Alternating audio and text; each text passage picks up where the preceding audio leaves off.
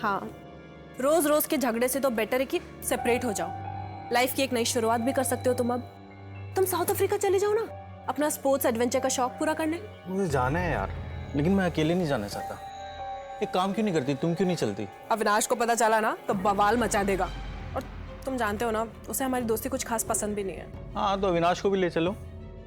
तुम्हें मैं अकेले जाने के लिए तो नहीं कह रहा हूँ। चाहत का स्कूल है और उसे अकेले भी नहीं छोड़ सकती मैं। और ना अविनाश बिल्कुल मिताली के जैसा है, उसे भी एडवेंचर पसंद नहीं है। लेकिन तुम तो मिताली जैसी नहीं हो ना। और वो अविनाश की सीडीआर क्लियर है। और सर मर्डर वाले दिन भी उसकी फोन की लोकेशन उसके ऑफिस की ही थी, सुबह 9:30 बजे से लेकर रात के 10:30 बजे तक।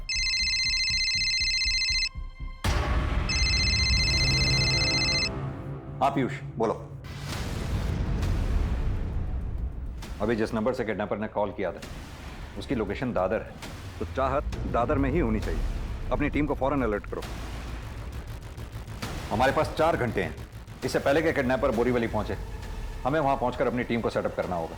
और सर ये प्रीति जिसका कॉल आया था अविनाश को, इसका क्या करना है? प्रीति को थाने बुलाओ पूछताछ के लिए। अविनाश से पूछताछ करने का कोई फायदा नहीं है। हमारी प्रायोरिटी पहले चाहत को ढूंढना है। पता नहीं बेचारी वो किस हालत में होगी।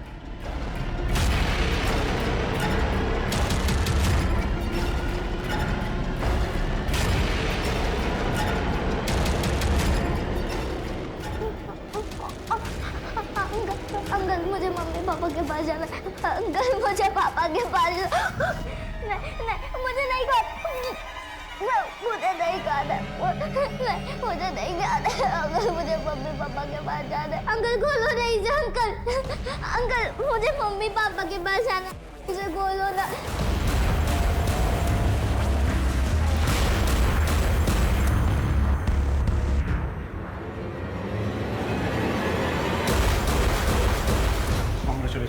Thank you so much. Thank you. Congrats Avinash.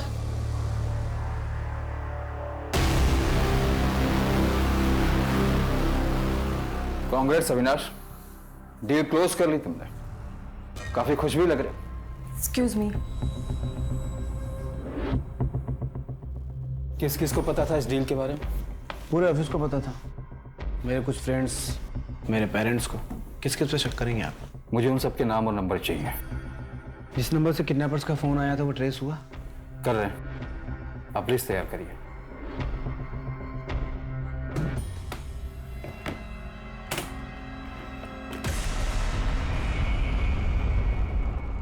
Team location के पास ही है अविनाश।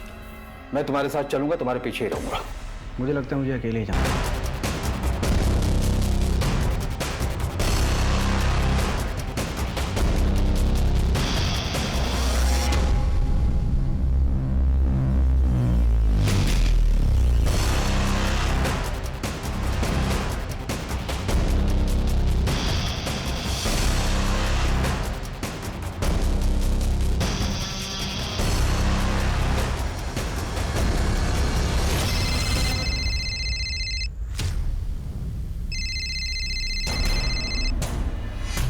हेलो, मैं पैसे लेके आ गया। कहाँ हैं आप? डेढ़ शाने अपने ससुराल वालों की बारात साथ में लेकर आया क्या? सर मेरी बात सुनिए। मैंने किसी को नहीं बुलाया, मैं अकेले आ रहा था। ये लोग अपने मर्जी से आए होंगे। गलती हो गई, माफ कर दीजिए सर। मैं ज़्यादा पैसे ले लीजिए सर आप मुझे, पर मेरे बच्चे को कुछ मत करिएगा। लास्ट चांस दे रहा हूँ, पैसा डबल 20 लाख। कल फोन करूंगा। नहीं, मैं अकेले आऊँगा, मैं किसी को नहीं लेके आऊँगा, और मैं दूंगा 20 लाख आपको। आप प्लीज़ मेरी बच्ची को कुछ मत करिए। हेलो।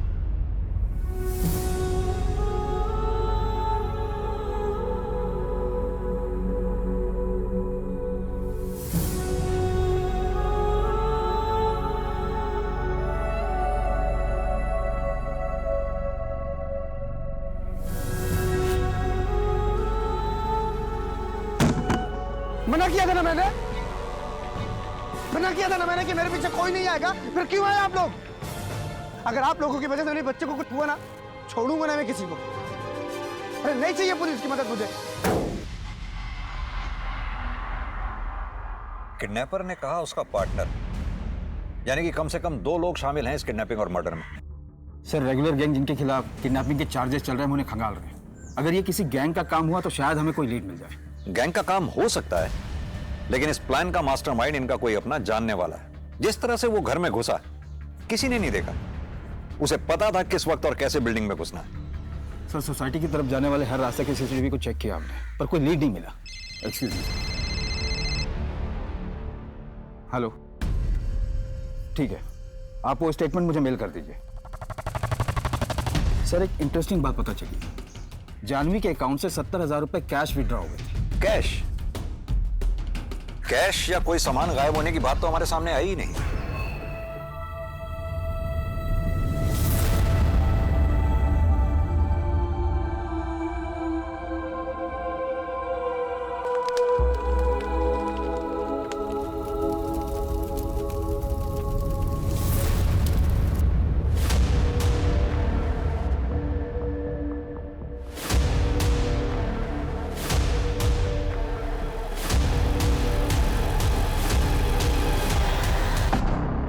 पुलिस के सामने कई सस्पेक्ट्स थे। प्रताप सिंह, उसका बेटा धर्म, प्रीति, या इसके पीछे बिल्डिंग के सिक्योरिटी गार्ड का हाथ था, कोई ऐसा जो घर के करीब था, या फिर इसके पीछे अविनाश था, जैसा कि पुलिस को शक था। पुलिस के हाथ कुछ ठोस नहीं लग रहा था और ना ही अब तक चाहत का कुछ पता चला था। इस केस को देख के नाराजगी और स्वार्थ का जो खेल सामने आने वाला था, उसे देख के रिश्ते और इंसानियत से भरोसा उठने वाला था। लेकिन तुम तो मिताली जैसी नहीं हो ना। तुम एक काम करो, तुम अविनाश को डिवोर्स दे दो, हम शादी कर लेते हैं। तुम्हारा दिमाग खराब हो गया? तुम चाहत की वजह से झिझक रही हो ना, मैं चाहत को अपना लूंगा तुम्हारे लिए, आई प्रॉमिस। अमित, मजाक की भी एक हद होती है। कैसी बातें किए जा रहे हो कब से? आइंदा मुझसे ऐसी बकवास मत करना कभी। जानवी तो फिर इतना मिल क्यों रही हो मुझसे? तुम्हारे भरोसे मैंने मिताली को डिवोर्स दे दिया। Are you out of your mind, Amit? तुम दोनों का रिश्ता पहले से खराब था और मेरे पास काउंसलिंग के लिए आने से पहले तुम डिवोर्स पिटीशन फाइल कर चुके थे। You know what? अविनाश तुम्हारे बारे में बिल्कुल सही कहता है। आगे से मुझे कभी कांटेक्ट करने की कोशिश भी मत करना। पुरानी फ्रेंड थी, फिर अचानक 4 महीने पहले ही कॉल्स, मिलना जुलना सब कुछ एक साथ बंद हो गया। ऐसे कैसे? गलतफहमी हो गई थी सर। देखिए मेरा डिवोर्स हो रहा था, लोनली फील कर रहा था। जानवी से 1 अर्से बाद मिला। वो स्मार्ट थी, फ्रेंडली थी, ब्यूटीफुल थी। उसकी काउंसलिंग को मैं प्यार समझ बैठा। तो फिर उसने मना कर दिया और तूने उसे मार दिया। अरे आप तो सीधा फैसले भी आ रहे हो। अगर ऐसे होने लगा तो फिर हर जगह लाशी लाशें पड़ी होंगी।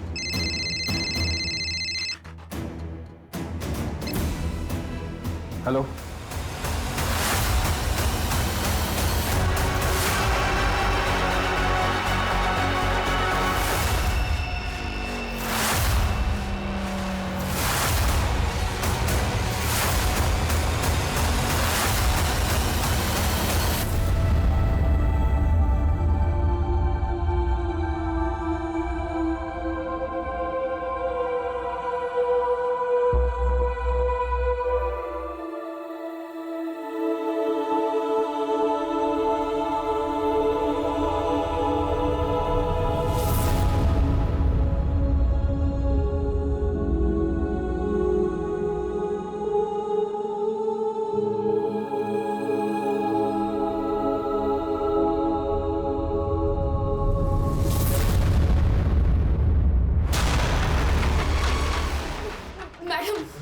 मुझे ये सब नहीं करना।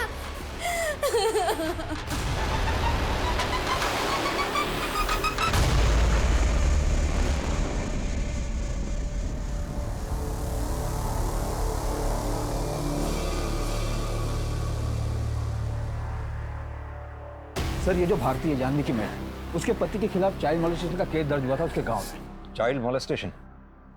तो कहीं चाहत को उसी ने तो कुछ। सर उसके गांव के सारे रिश्तेदारों और उसके फोन कॉल्स को टैप पर रखा। सर मैं विजय, जानवी का नेबर। कहाँ थे तुम? तुम्हारा फोन कब से बंद आ रहा? सर मैं मुरादाबाद गया था, ऑफिस से डायरेक्टली निकला था। तुम जानवी के दोस्त हो? हाँ सर, जानवी मुझसे काफी कुछ शेयर किया करती थी। सर मुझे पता है इन सब के पीछे प्रताप सिंह का ही हाथ है। हमने तो प्रताप से बात की, वहाँ तो हमें ऐसा कुछ नहीं मिला। सर मैं कह रहा हूँ ये प्रताप सिंह ने किया है। उसके बेटे को जानवी ने 2 बार जेल भिजवाया था और दूसरे केस में तो कभी बाकी फ्रस्ट्रेशन में वो अपने बेटे पार्थ को बहुत मारना पीटना शुरू कर दिया था। सर जानवी ने सब रिकॉर्ड कर लिया था और पार्थ ने भी स्टेटमेंट दिया था कि धर्म से शराब के नशे में बहुत मारता पीटता है। सर उस वीडियो के बेसिस पे जानवी को पार्थ की कस्टडी मिल गई थी और प्रताप सिंह अपने बेटे के हालातों का जिम्मेदार जानवी को ही मानता था। ठीक है विजय, अभी तुम जाओ, जरूरत पड़ी तो बुलाएंगे। ठीक है सर। कमल पता करो ये सच में मुरादाबाद गया भी था या नहीं। और प्रताप सिंह के पास बहुत बड़ा मोटिव है। अमित के पास भी हो सकता है, क्योंकि अमित जानवी के बहुत क्लोज था।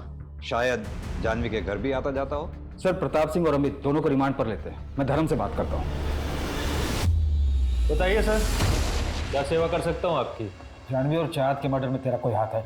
अगर होगा तो मैं बता दूंगा। क्या तू तो यहाँ जेल में, अगर तेरा बाप भी इन्वॉल्व हो ना इन सब में तो भी यहीं आ जाएगा। सर, मैं खुश हूँ कि वो जानवी मर गई पलाटली में, लेकिन इसमें मेरा और मेरे पिता का कोई हाथ नहीं। भूत लेके आई, फिर बात करें।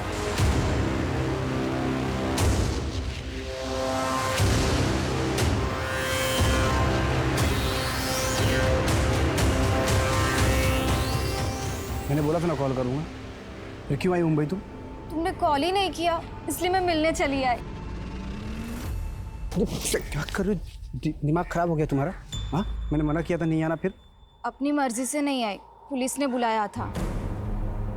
आई तो रुक नहीं पाई, इसलिए मैं मिलने चली आई। अविनाश, क्या तुमने चाहत को मारा है? तुमको समझ में आ रहा है क्या बक रही हो तुम? बेटी थी मेरी वो, उसकी डेड बॉडी देख के आ रहा हूँ मैं, और तुम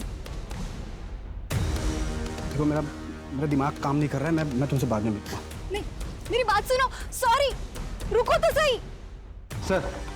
सर, चाहत की फॉरेंसिक और पोस्टमार्टम रिपोर्ट आ गई है। मौत स्ट्रैंगुलेशन की वजह से हुआ है। पेट में आधा पचा हुआ खाना मिला है, कपड़ों और पैर के नाखूनों से रेड क्ले भी मिला है। Red clay? लेकिन चाहत की बॉडी हमें जहां से मिली थी वहां तो कोई रेड क्ले नहीं दिखा था। हो सकता है किडनैपर ने जहां चाहत को रखा हो वहां से रेड क्ले उसके कपड़ों में लगा हो।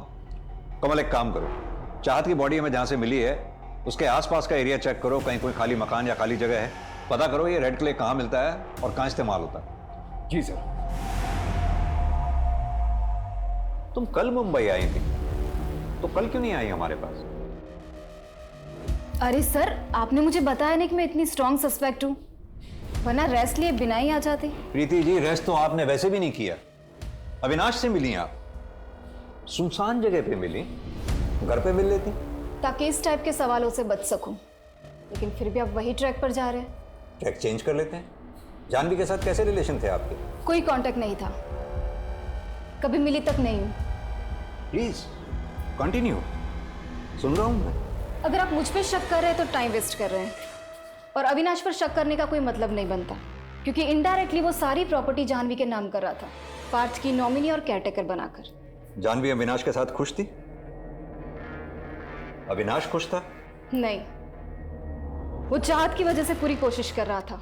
अविनाश फिर मुंबई शिफ्ट हो गया, क्योंकि जानवी का नागपुर में किसी के साथ अफेयर चल रहा था। अमित के साथ? अमित के साथ भी था? मुझे नहीं पता, मैं तो अविनाश के फ्रेंड धीरेन के छोटे भाई के बारे में बात कर रही थी। धीरेन शर्मा, वो आर्किटेक्ट? नहीं चाहिए आपका जस्टिस। जब मेरी वाइफ और मेरी बेटी नहीं रहे तो क्या करूंगा मैं आपके जस्टिस का? और वैसे भी मैं इस घर को बेच के अपने मम्मी पापा के पास नागपुर शिफ्ट हो रहा हूँ। आपको मजा आता होगा, केस सॉल्व करेंगे तो आपको मेडल भी मिलेगा, पर मैं आम आदमी हूँ सर, मुझे तकलीफ होती है। मुझे मेरी लाइफ में सुकून चाहिए। पैकिंग में हेल्प कर रही है। अभी आपको जो सोचना है सोचिए, मुझे कोई फर्क नहीं पड़ता। मुझे पता आप उन लोगों को पकड़ नहीं पाएंगे, पर फिर भी मेरा नंबर और एड्रेस है आपके पास। जब भी जरूरत पड़े आप कॉल कर सकते हैं।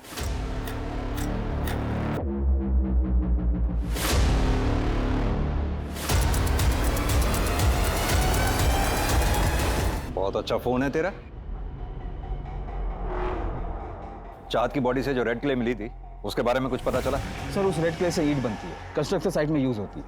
रेगुलर ईंट से सस्ती पड़ती है, और सर मुंबई में मोस्टली तमिलनाडु, कर्नाटक और सदर्न महाराष्ट्र से डिस्ट्रीब्यूट होती है। मुंबई में किस किस जगह पे ये रेड क्ले यूज होती है उसकी जांच शुरू करते हैं। जी सर।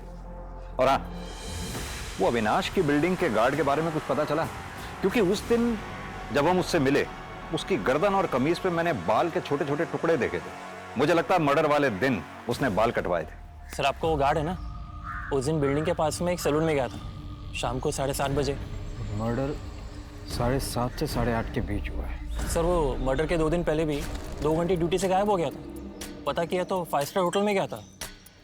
नया फोन, 5 स्टार होटल, चल क्या रहा है ये सब? सर, एक विधि नाम की लड़की है, जानवी के क्लिनिक पे पैसे लेने आई थी।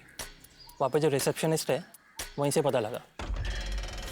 अभी विधि कौन है? अविनाश का दोस्त आर्किटेक्ट, उसकी बीवी है। कुछ एक हफ्ते पहले अलग हुए हैं सर। 1 महीना पहले जानवी और विधि के बीच बहस भी हुई थी। अगर ऐसा कुछ था नहीं तो फिर जानवी ने विधि को पैसे क्यों दिए थे? सर वो तो विधि बता सकती है, ब्लैकमेल करती हो शायद।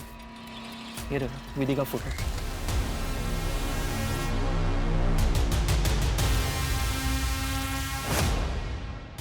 वॉशरूम हो गया था।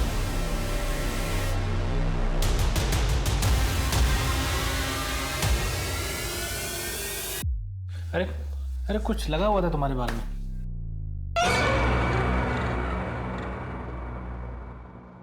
तो कल मिलते हैं चाय पे। बहुत दिन हो गए तुम्हारे हाथ की चाय नहीं पी। वीकेंड पे प्लान करते हैं ना, अविनाश भी रहेंगे साथ में।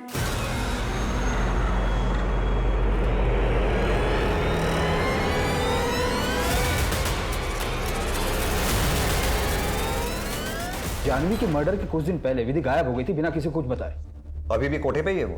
नहीं सर, एक कस्टमर के साथ गई थी, अभी तक वापस नहीं आई। नया और महंगा फोन लिया है ना तूने? कहां से आया तेरे पास? साहब वो गर्लफ्रेंड ने गिफ्ट किया है साहब। गर्लफ्रेंड ने गिफ्ट किया है? मर्डर के टाइम तू बाल कटवाने गया था। हमें पता है कि तूने मर्डर नहीं किया, लेकिन तुझे सब पता है कि किसने मर्डर किया। सच सच बता दे, वरना दोनों मर्डर्स और किडनैपिंग का इल्जाम तेरे ऊपर डाल के यहीं बंद कर दूंगा। तुझे जाने नहीं दूंगा मैं। नहीं साहब ये मोबाइल और 10,000 रुपए मुझे मिले थे साहब, 1 घंटे बाहर जाकर टाइम पास करने के लिए साहब। मुझे बाद में पता चला साहब कि जानवी मैडम का मर्डर हो गया है और चाहत बिटिया गायब है साहब। मैं डर गया था इसलिए कुछ बोला नहीं साहब। अब ये बता कि किसने पैसे दिए?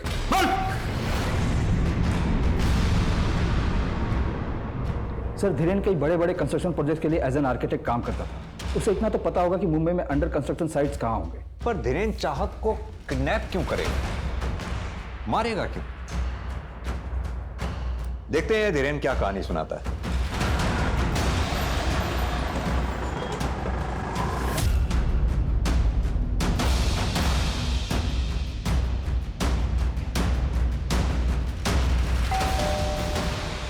हाय, एक्चुअली मैं पास में ही आया था, सोचा चलो चलते हैं मिल के चाय पी लेंगे।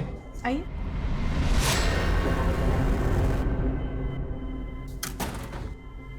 चाहत नहीं है? नहीं, वो उसका स्पोर्ट्स डे है ना परसों, तो प्रैक्टिस करने गई नीचे। आप बैठिए ना, मैं चाय बनाती हूँ।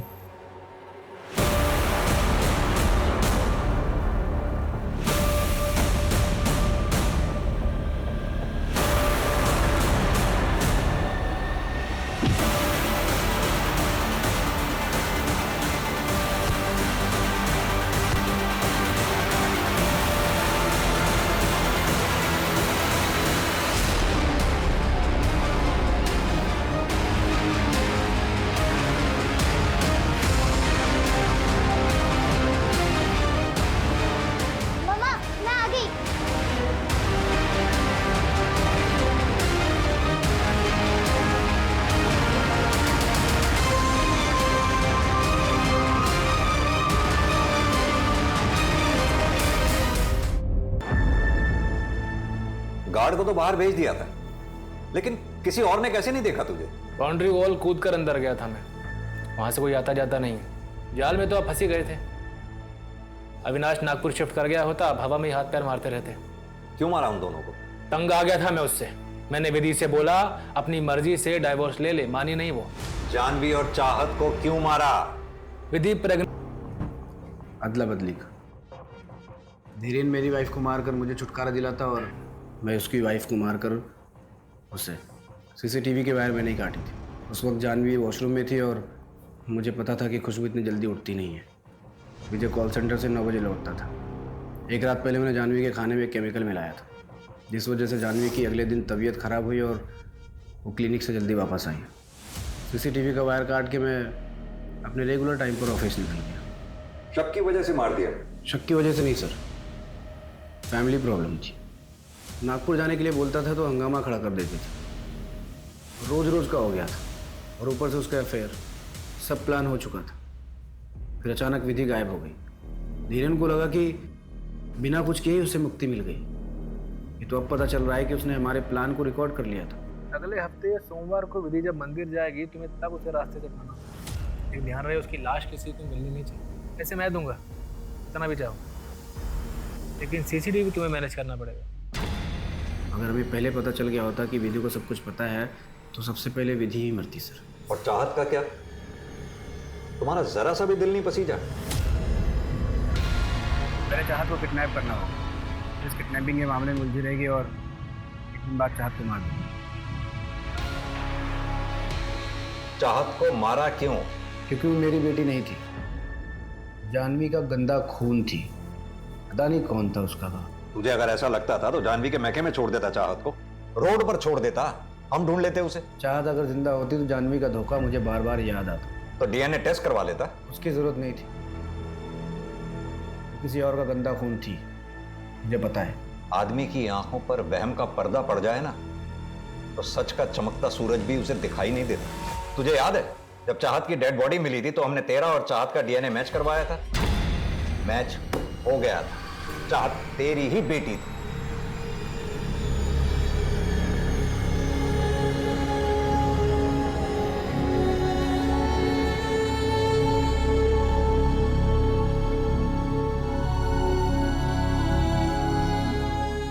ये केस सोचने पे मजबूर कर देता है कि क्या सच में एक इंसान स्वार्थ में इतना अंधा हो सकता है कि वो एक मासूम बच्ची के वजूद पर ही शक करे, अपनी बेटी की हत्या कर दे।